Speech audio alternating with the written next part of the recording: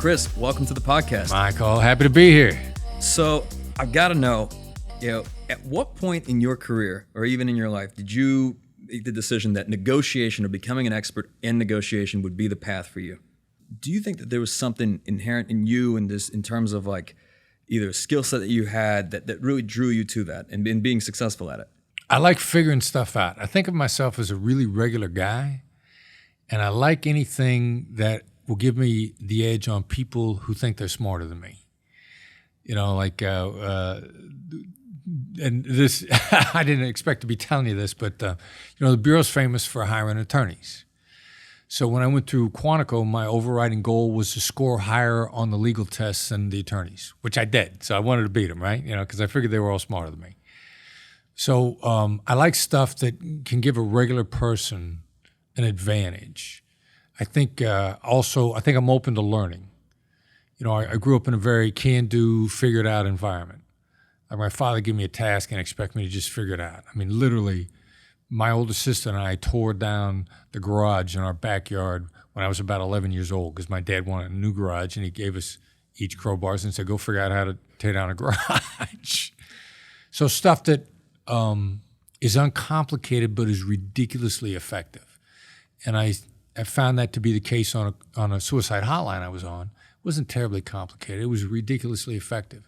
So I've always liked stuff like that. So on that note, I know you've said previously that everything that most people have been taught about negotiation is wrong. Yeah. So what are some of the biggest misconceptions people have, when it comes to negotiation? Well, first, that you got to make your argument, that it's a logical, rational approach, that if you just make a great argument, that you're a great negotiator.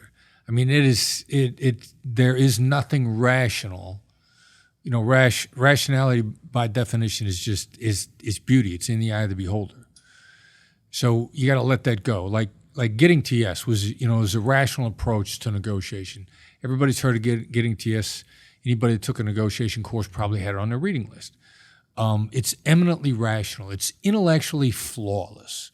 Human beings are not intellectually flawless. And actually, I ran across Roger Fisher, and I taught negotiation at Harvard Law School. I was on a teaching staff there. And I got to meet Roger Fisher, who wrote Getting to Yes, along with a couple of other guys. But Roger Fisher's emotional intelligence through the roof. I mean, you would never know how good he was with people based on that book, because he was in an academic environment. They had to put out a book that was academically rigorous, but his application of it was all emotional intelligence. So, it's a rambling answer that negotiation has got nothing to do with logic. And I don't think there's many people that would argue that being good at negotiation is valuable. But how valuable are we talking? Like, just in terms of not just the applications in one's business, but in one's life, like, just how valuable can it be? It's astonishing. I mean, the difference it makes in people's lives on a regular and consistent basis.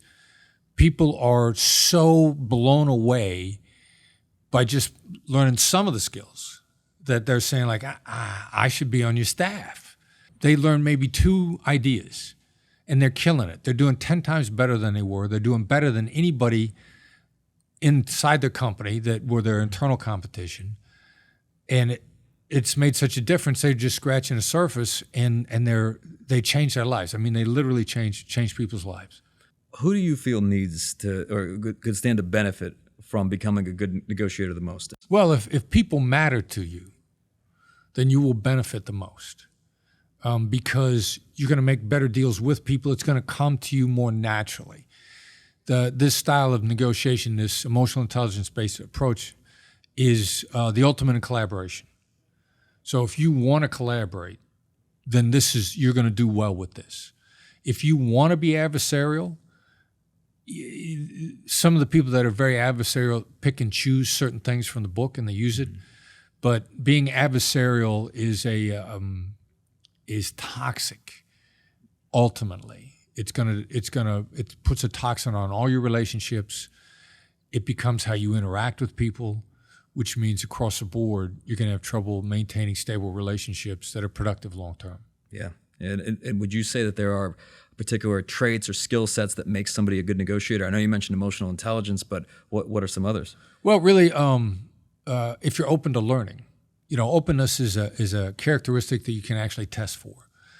In professional sports, they call it coachability. There's something out there called the 5-factor inventory.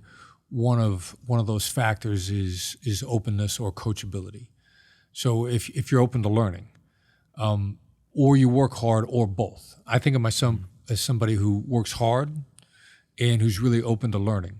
There are some people who are less open to learning, but they work so darn hard, they're going to overcome that just by sheer force of will. So those are the two principal characteristics for getting good at this. So along the lines of what you're saying, it seems like a lot of it can be developed. I'm a subscriber to the Daniel Coyle, The Talent Code, the book that he wrote on that. And he pretty much contends that everything is learned. The prodigies, the geniuses, they just started getting their 10,000 hours in before anybody else did. Musical prodigy. For whatever reason, a kid got interested in music and was fascinated by it at 2, 3, 4. So by the time they were 6 or 7 years old, people were suddenly astonished, but they just started putting in their hours sooner. So I'm very much a believer that everything is learned. Pretty much everything is learned. You can't teach height other than that, That's right. Okay. So I'm going to ask you a question that I'm sure this is the very first time you've ever been asked this question. You have a book that's called Never Split the Difference. Why in negotiations should we never split the difference? Yeah, well, there are two reasons. It's either a sucker's move or a fool's move. And neither one of those reasons are good. All right, so a lot of people will sucker you into splitting the difference. And, we'll be in a company, we'll be training, and one of their executives who's not in the training will stop me at lunch and go, I split the difference all the time. I use it all the time. So what's wrong with that? And I'll say, well, most people that split the difference just jack up the numbers that they want, put them way out of line, and it's actually a sucker move. They got you back to where they wanted to be the whole time, but they're lying to you, and you're going to think it's fair, the F word, and you're going to be suckered by that move.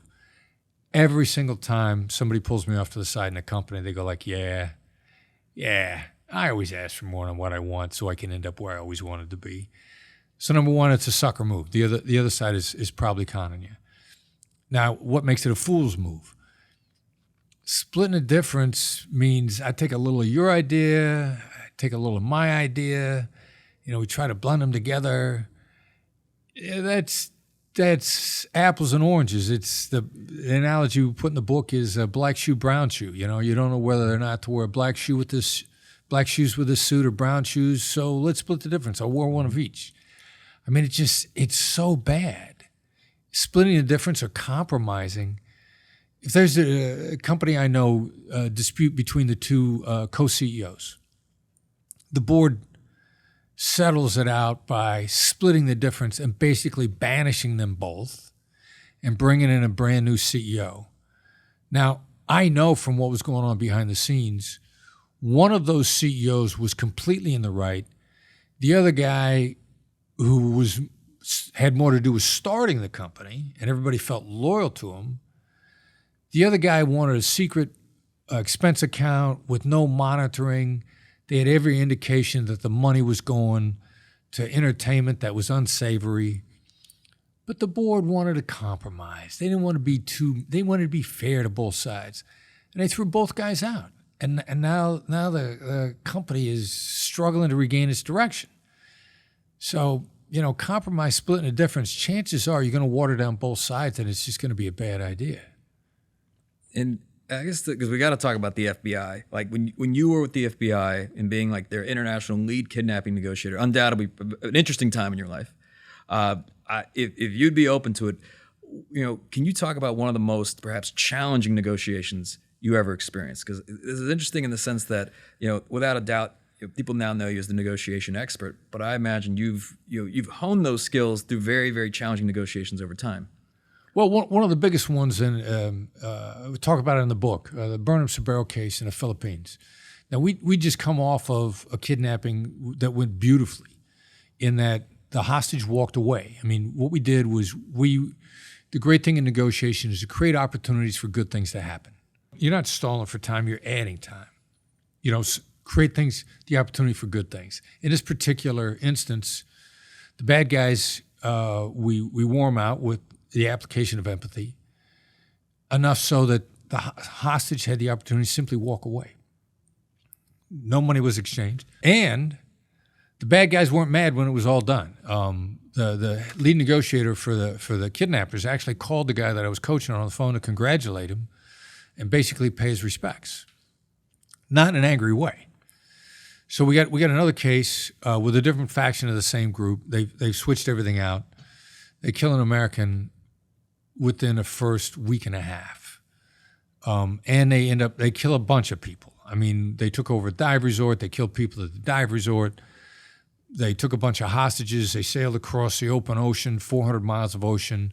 They chopped off some more heads. There were some vicious guys. And then the thing ended about 13 months later in a botched rescue attempt by the Philippine military where the 2 out of 3 remaining hostages were killed by friendly fire. I mean, it was just end to end. It was a train wreck.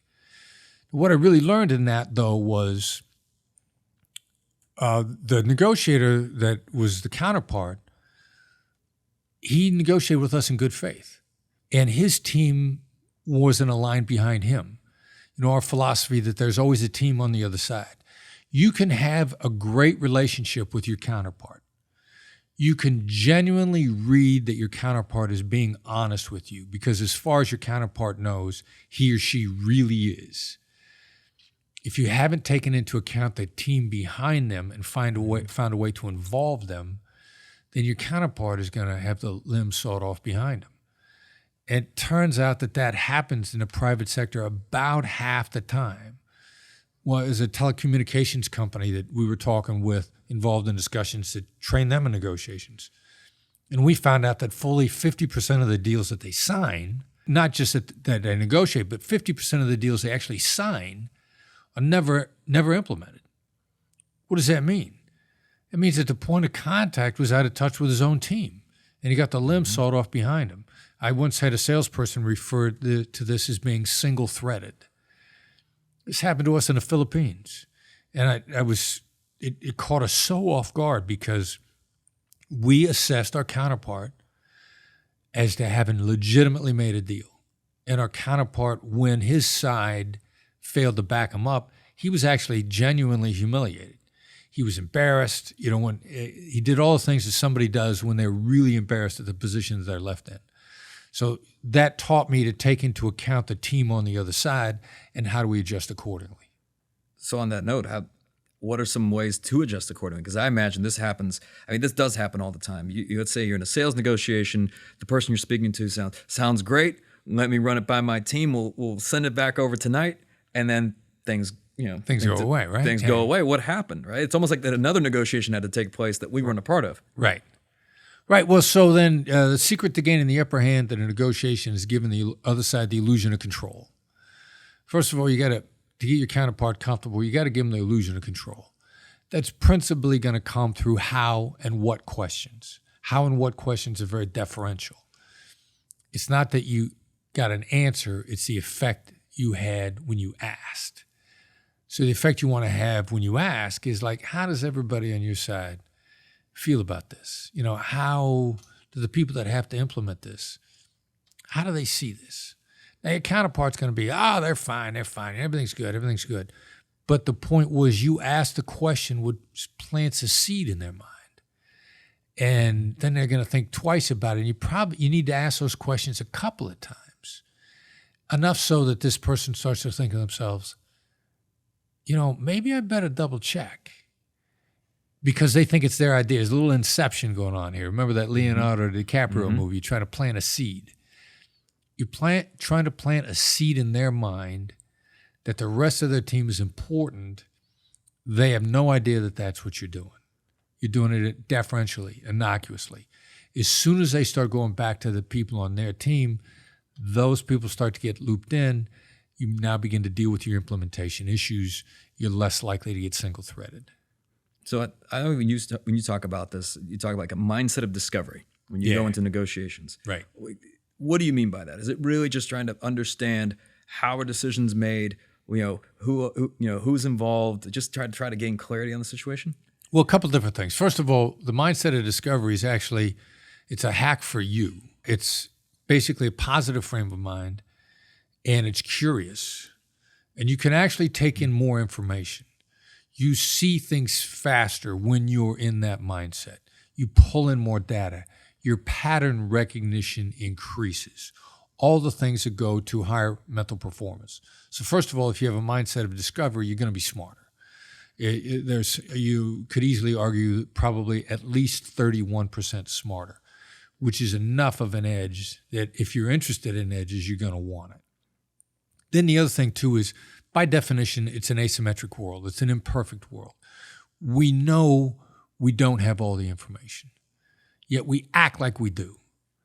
There's never a negotiation where you're not holding stuff, holding stuff to the vest. There's never a time when you don't have cards that you're holding back. Well, if you're not doing that, then that means they get the same dynamic. So we intellectually know there's stuff that we don't know. Now, the crazy thing to really bend your mind around is what happens in the overlap. Because not only, since I don't know what they don't know, the Donald Rumsfeld line, the unknown unknowns, but what's really sweet is when you hit the overlap, and between the two of you, you discover stuff that if you're holding it back, it's important, which means you're going to get an exponential effect if you can uncover it. Now, I imagine there's people that, are there people that can't be negotiated or reasoned with? It's not that they can't be reasoned with. It's a little bit of what journey are they on to begin with? How scared are they?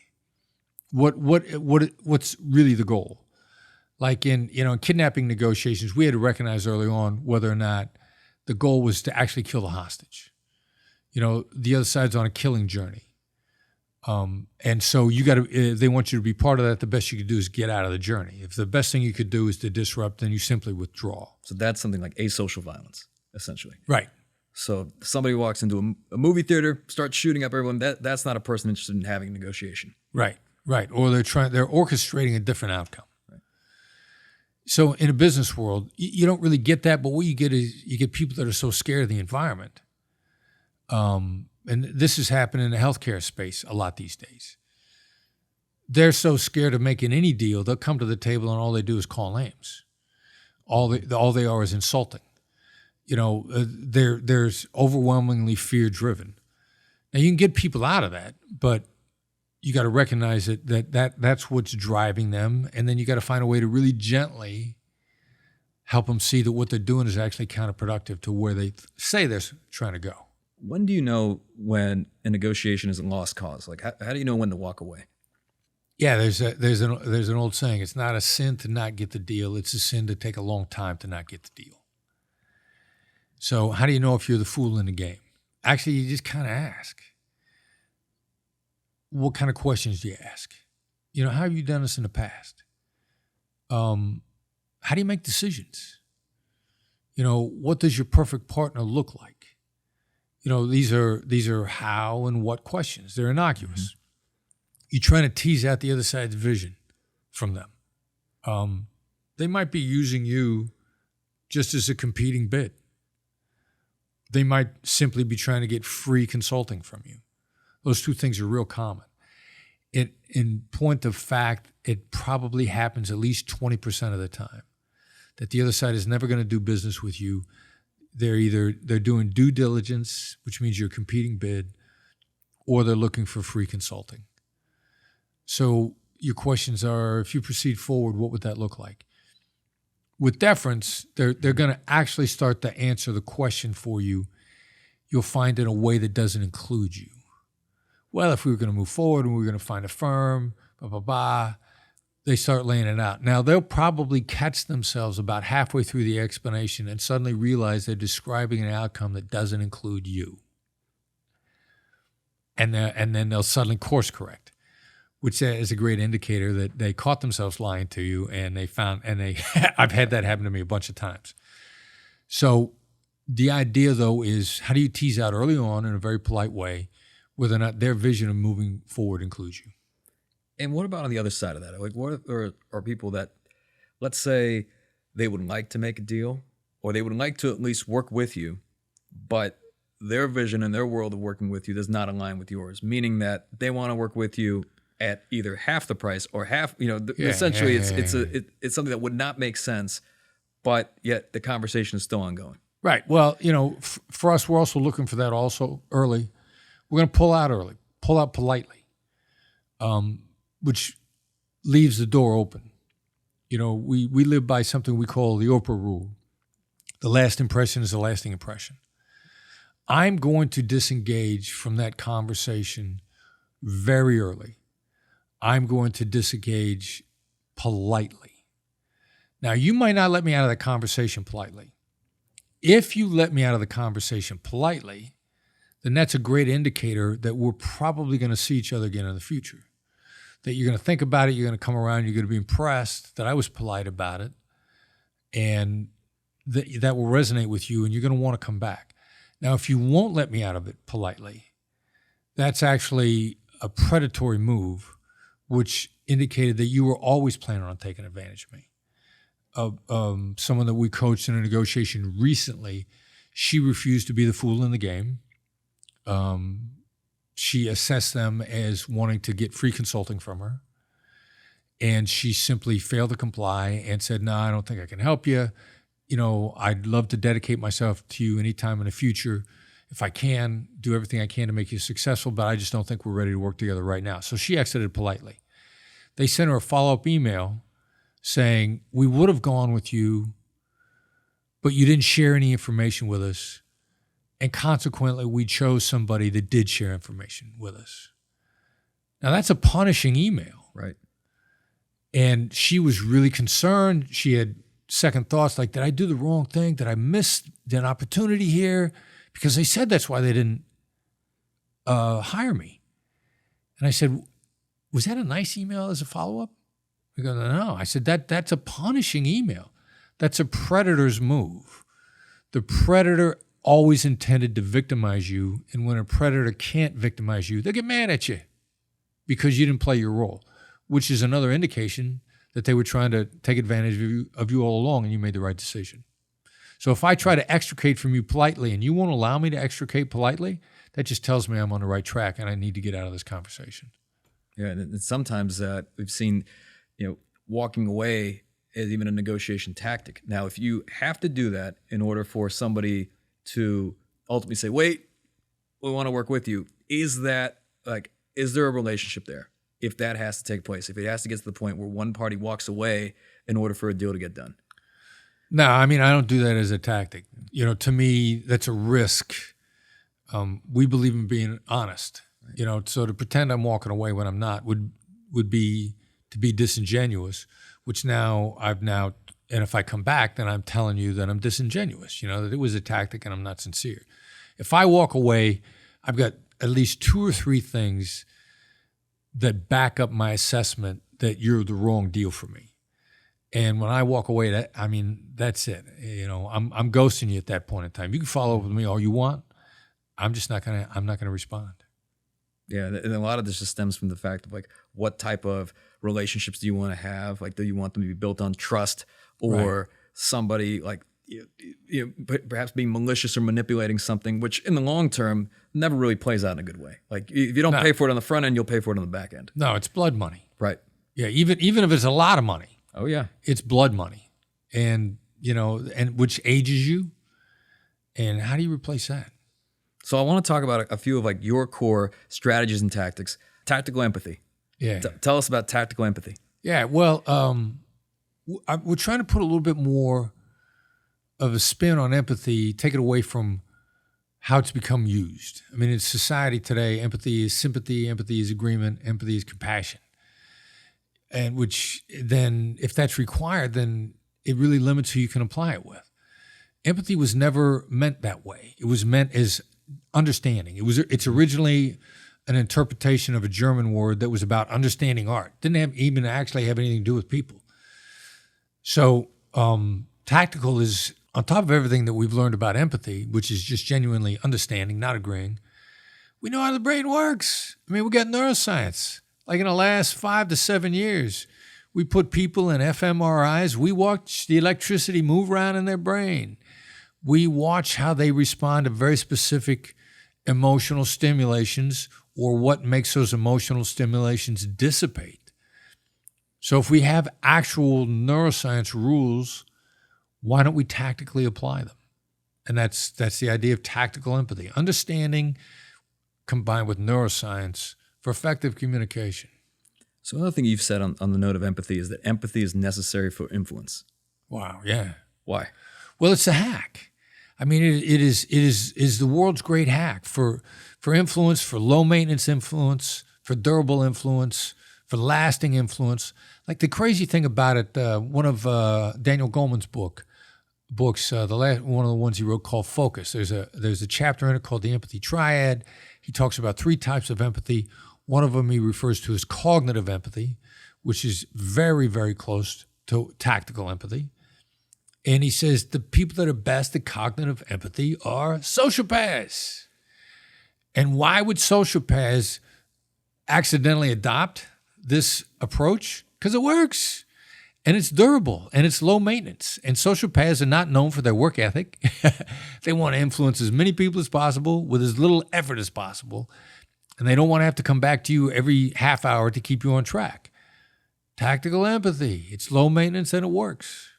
So because you mentioned sociopaths, when people think about even learning a lot of these strategies in negotiation, I'm sure some people initially might think, well, that sounds manipulative. Right. Right. How do you bridge the gap? Because obviously the applications are very different, right? It's the same thing. You look at marketing and say, okay, well, people with cult followings are great marketers, right? Right. Just as long as you don't start a cult. Right. Yeah, that's actually a really good point. It's a tool. One person's influence is another person's manipulation. Like I get asked a question a fair amount of time, and isn't what you're doing, isn't that manipulative?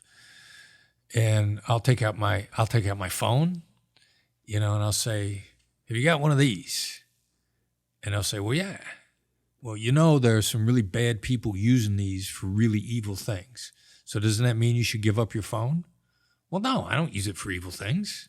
Well, that's exactly the point. Tactical empathy is extraordinarily influential. What are you using it for? If you're using it for bad things, ultimately it's going to catch up to you. And your relationships are going to go away, and then word is going to get out that you can't be trusted. Use your powers for good and not evil. And you're going to find yourself surrounded with phenomenal people. So we talked about tactical empathy. There's another phrase that you use, and I had to look this up when I first heard it, neural resonance. Yeah. And I was like, Chris, hold on a second. I had to type it in and figure out what this means. But as I started to see, it's incredibly fascinating. Talk to us about it. Well, again, this gets back to sort of how the brain works. The electrical wiring in our brain. And the amygdala in the middle of our brain, almond-sized organ, which pretty much every thought that we have either starts there or goes through there. The amygdala is a nerve center, and, pun intended, I suppose, command post. 75% of the amygdala is dedicated to negative thoughts. So what do? Well, you understand that that's the way people are wired. People are wired to survive, not to succeed. We're wired to be 75% negative because we'll survive, but we won't thrive. We won't succeed. And so you take that into account. You begin to understand how do you lift it up to the next level. The neuroimaging, the neuroscience has shown us that the best and most effective way to deal with that negative part of our brain really is as simple as calling it out, not denying it. You don't get rid of the elephant in the room by denying that the elephant is there or trying to say, don't look at the elephant. You say, hey, there's an elephant in the room. And that begins to diminish it, if not make it go away entirely. And that's what we're talking about when we're trying to get people to resonate with one another, understanding how we're wired and how the electricity actually runs through our brain. I remember you shared this with me a few years ago. And when we were doing one of our first conferences, I always come up there, I've got a nice suit. I imagine there's several people in the room that don't know our story, don't know kind of where we've come from, that see a young guy up there with a nice suit, probably thinking, trust fund kid, must be nice. And one of the first things I said this literally in the first 5 minutes was, I bet you guys are thinking this is a pretty nice suit. And it was amazing the impact that made in disarming everybody. So in your view, just call it out. If you know that someone's thinking it, if you know it's on their mind, call it out. Yeah, exactly right. And like you said, it's astonishing how effective it is, isn't it?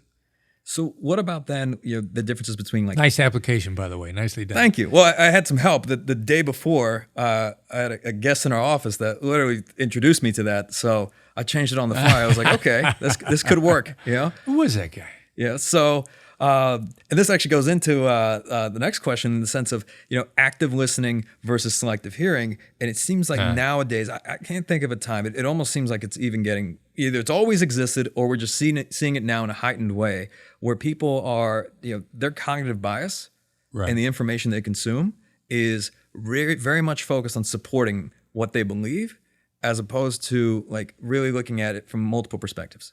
I think it's more you're seeing it in a more heightened way. The one real downside to focusing on being good at listening to people is I'm surprisingly intolerant of not being listened to. If you're not listening to me, I'm going to notice it really early. We coach people that your most valuable commodity is your time. So if you're not listening to me, you're wasting my time. And I'm going to give you a couple of chances to try to get out of it. But if you're going to waste my time, then again, I'm probably going to ghost you. You're going to be really surprised. Hey, I thought this relationship-oriented guy is not getting back to me. Well, because you were wasting my time. So, there's this F word that you've used, and it's an extremely powerful word. Apparently, talk to us about it. Fairness, the F word. And it's one of those things too. A heightened awareness of. Until we started looking for it. And now it's hard to find any negotiation ever that somebody doesn't drop the word fair in at some point in time. And it punches emotional buttons in such an invisible way that the cutthroats use it constantly. Hey, I've given you a fair offer. If I say that to you, it's going to knock you off your game.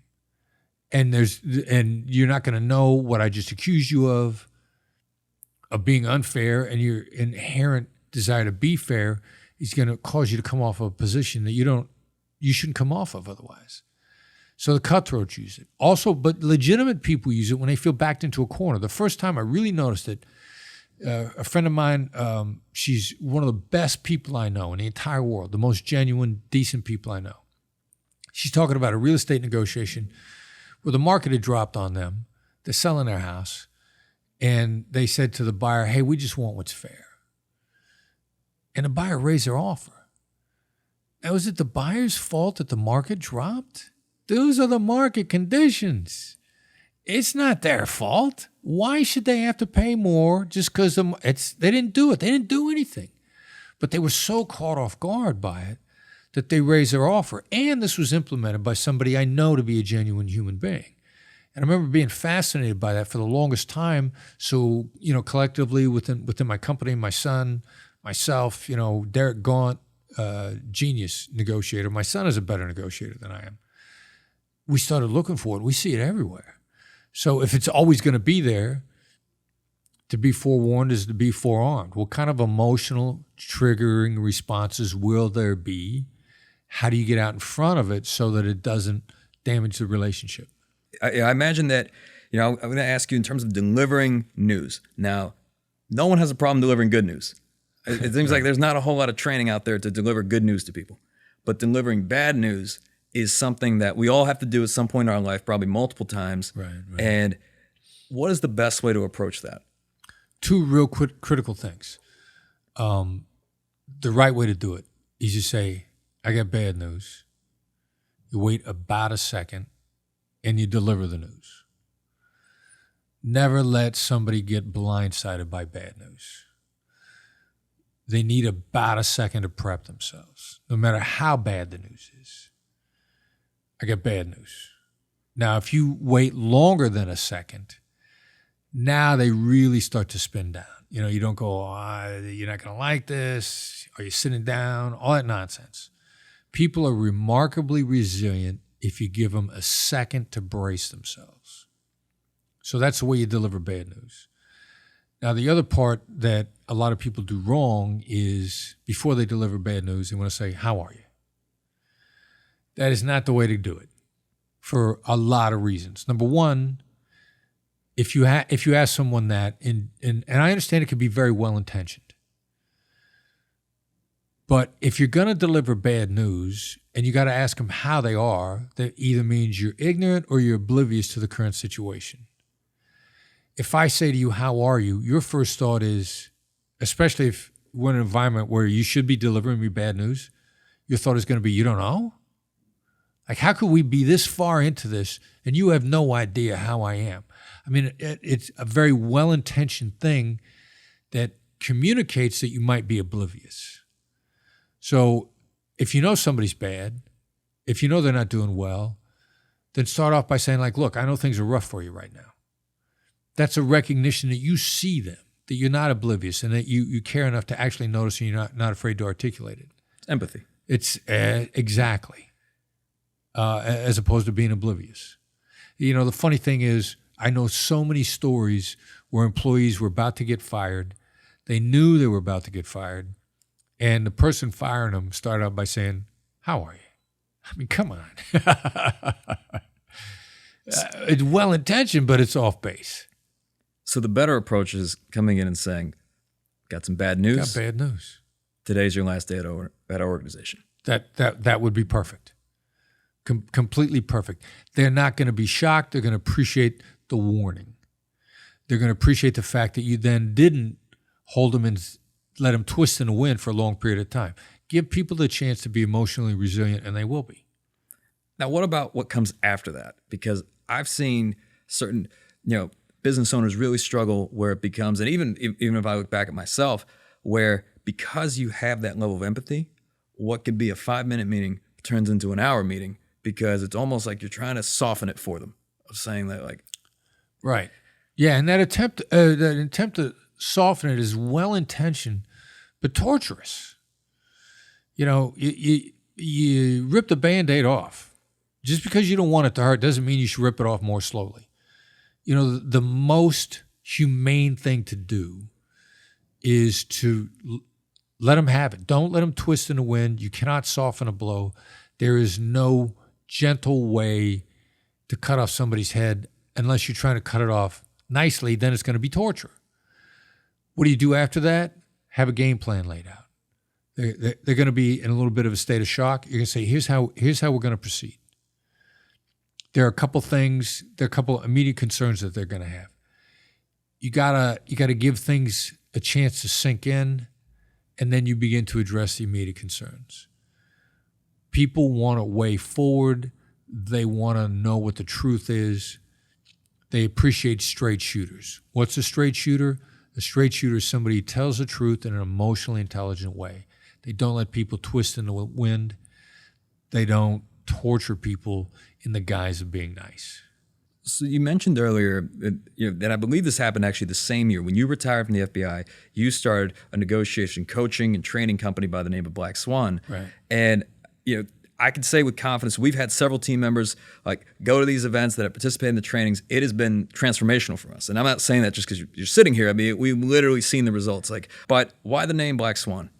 Yeah, well, originally inspired, Nicholas Nassim Taleb wrote a book, 2007, called The Black Swan, The Impact of the Highly Improbable. So at the same time I'm coming out of the FBI. I stumbled across a book. I take a deeper dive into it, and I see that he originally got the idea from the 16th century Europe. All they ever saw were white swans. They thought if there would ever be a black swan, it would be an impossible thing. And then subsequently they discovered black swans in Australia. So the idea that small, little, innocuous things can have a tremendous impact. How do you uncover the little things that have the great impact, the impact of the highly improbable? How do you become the type of person that makes little changes and it has a huge impact on everything that you do?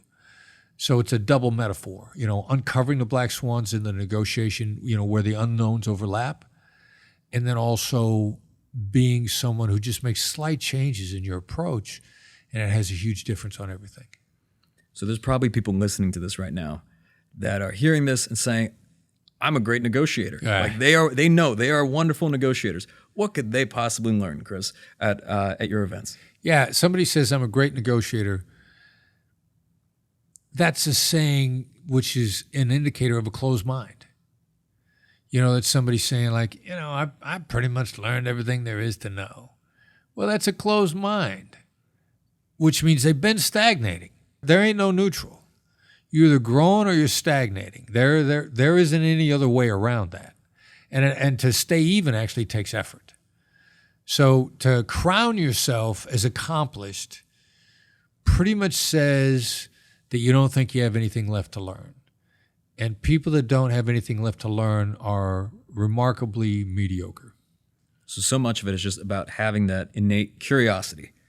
Curiosity. Where somebody's at, where they're coming from, what their story is.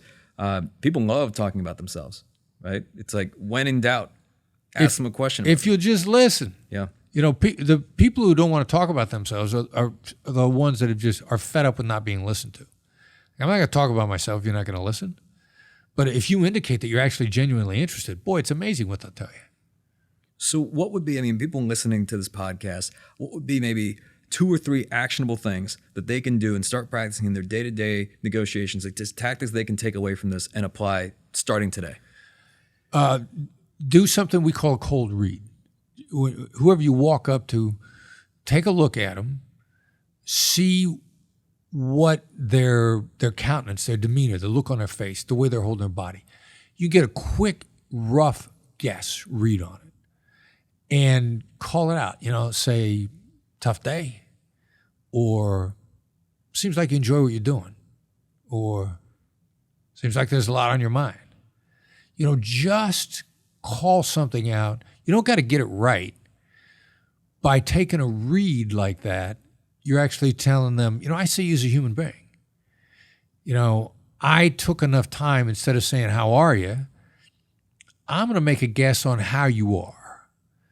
You'll be astonished at the number of people that they'll just they'll wake up or they'll shake it off.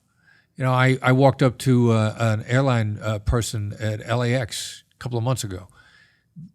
The type of person that was looking away from me, so was ordered to not wait on me. And she finally meets my eyes, and I walk up there and I go, tough day? And she shook it off and it brightened up. And she says, no. As a matter of fact, no, it's not. You know what? It's not. How can I help you? Completely changed her mood in the moment by just calling out what I saw. So it almost, it's like a pattern interrupt in a way, right? That's a real good description. It is a pattern interrupt. So, because I'm curious, just in your experience, I know you travel a lot. You have a number of things going on. I've got the master class, you've got the live events, the book, which has been sitting at the top of Amazon, really probably the start of Amazon, it seems, because that thing won't drop. So I can congratulate you. It's amazing. But what are some of the things that you do daily to stay on your game? Like any like either daily practices or habits that you do to stay sharp? Yeah, well, I'll talk to the Lyft driver, or I'll throw out a label on anybody, because I got to stay sharp. It's a perishable skill. And on negotiation, any other perishable skill, in any given moment, I got 3 choices for tomorrow. I'm either going to be even, I'm going to be worse, I'm going to be better. I want to at least be even. I find that my skills deteriorate if I'm not intentionally using them. One of the advantages on traveling a lot is we're always negotiating upgrades on hotel. And so this is an opportunity for me to take an approach that at least is going to make the person behind the counter feel better. I will have at least brightened their day. Now, that also leans them in the direction of trying to do something extra for me. Never be mean to somebody who could hurt you by doing nothing, which is pretty much everybody you talk to, which means the flip side of that is nearly everybody you talk to could help you if they felt like it. So I try to get them to feel like it and get something, at least they feel better, and I generally always get something out of it. Well, Chris, as you know, this is a Game Changer podcast. What does being a game changer mean to you? Having a positive impact on people. We're going to do better the more we have a positive impact on other people. I'm sure it's going to sound corny, but we love doing business with people who are doing the right thing. Moving the world forward in a positive way. I'm ridiculously optimistic because there's so many business people out there that are actually making the world a better place. And they're actually making a lot of money at the same time. There's no problem with that. They need to make money in order to have more of an impact on more people, and also to demonstrate that what they're doing is profitable. You're setting a great example. So to me, it's being a game changer is being involved with people who are game changers. And what are some ways that people can get into the Chris Voss ecosystem? So obviously I would say that if you haven't bought the book and read the book, like Never Split the Difference, Negotiating as if your life depended on it, that most definitely pick that up. I mean, everyone that I've spoken to that's read the book becomes, they put it in like their top 2 or top 3 books of all time. Yeah, it's cool. For whatever reason, I don't know how you did it, but this is like everyone's top 3 book once they've read the book. It's a good book. But then it's like taking that next step beyond. But like, how does someone, they say, okay, I've read the book, I want to learn more. What do they do? Well, the simplest way is to subscribe to the newsletter. Now, we put it out a newsletter once a week, and it is a gateway to everything. The reason I really love the newsletter, in addition to the fact that it's free, it's good price, but it's actionable. Some people's newsletters, they try to be thorough. They give you 7 articles to read, and you're not going to read any of them. We send out one short, sweet, actionable article in each newsletter, period. Comes out on Tuesday mornings. You can implement the ideas that morning. It's actionable, it's specific. So you can start using it right away. And then if we have extra training, it's the gateway to everything. We have training announcements. If we got something new coming up, if we got a 1-day course this year, we're debuting a 2-day course. It's the avenue to everything. It's a direct avenue to everything that we do. So where would someone go to subscribe? Of course. All right. So text to sign up is the simplest way we're doing it right now. Text send the message FBI Empathy, all one word. Lowercase is fine. Just don't let your spell check put a space between FBI and empathy. You send FBI Empathy to the number 22828. And that number again is 22828. FBI Empathy. You get a response back asking for your email, and then you're off to the races with us. Love it. Love it. Well, Chris, thank you again. Appreciate your time and your willingness to talk about all things negotiation and beyond. Very grateful to have you. Michael, a pleasure, man. Thank you. Thank you, sir.